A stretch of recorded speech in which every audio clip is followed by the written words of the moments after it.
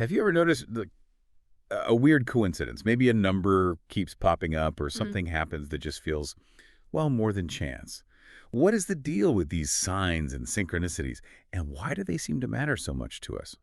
Today, we're doing a deep dive into exactly that. We're looking at some really interesting ideas from a source called Signs, Sinks, and Sparkling Dishes, which even includes bits from a fictional podcast called Space Jules. Hmm. Our mission here is basically to unpack what might be behind these subtle but sometimes pretty profound moments.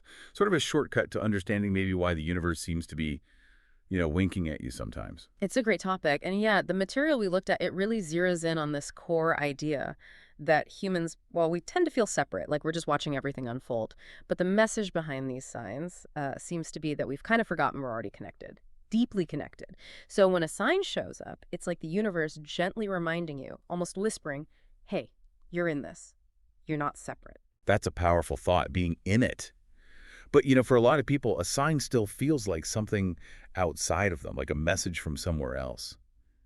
Does the source push back on that idea? It does, actually. What's really interesting is how the source describes them, not as like external proof for your logical brain to analyze, but more as echoes of alignment or confirmation codes. The phrase used is recognition for the soul. Recognition for the soul. I like that. I mean, So it's both. more of an internal feeling. Exactly, like an inner aha moment for your intuition, maybe. It confirms your internal state is kind of resonating with the bigger picture.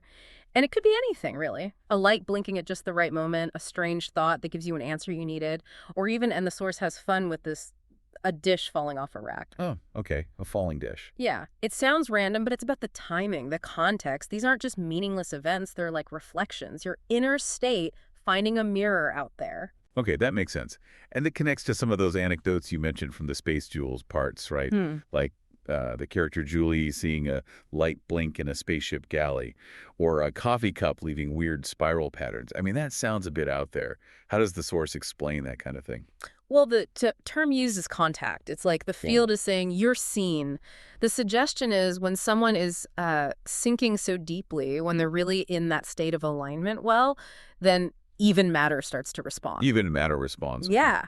It's not about proving something to the outside world. It's about this deep felt connection. Like your inner compass is locked on and the physical world sort of subtly acknowledges it. That's genuinely fascinating. The idea that our inner state could have that kind of mirror effect. Mm. And you mentioned the source says this connection, this contact, doesn't have to be some huge dramatic event. Exactly. It says, a quiet moment with music and water is enough. Which is quite profound, isn't it? It doesn't require fireworks.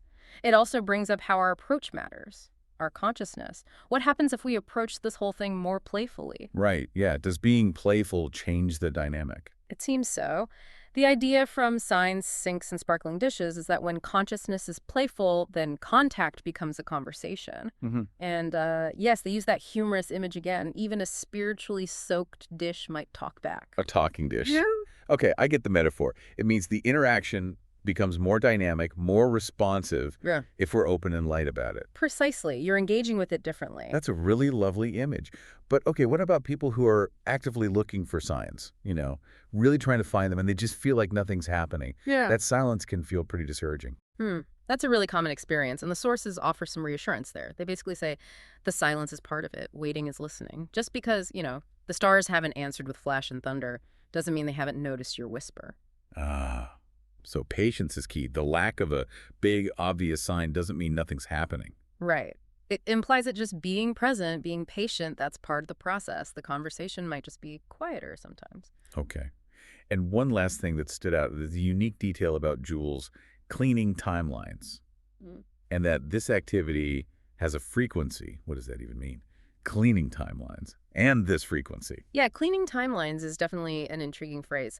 The way I interpreted it from the context is think about it like tidying up your own past, your experiences, your beliefs, sort of bringing coherence to your personal story, maybe resolving old patterns, like energetically decluttering your narrative. Okay, like finding resolution, making peace with things. Something like that, yeah.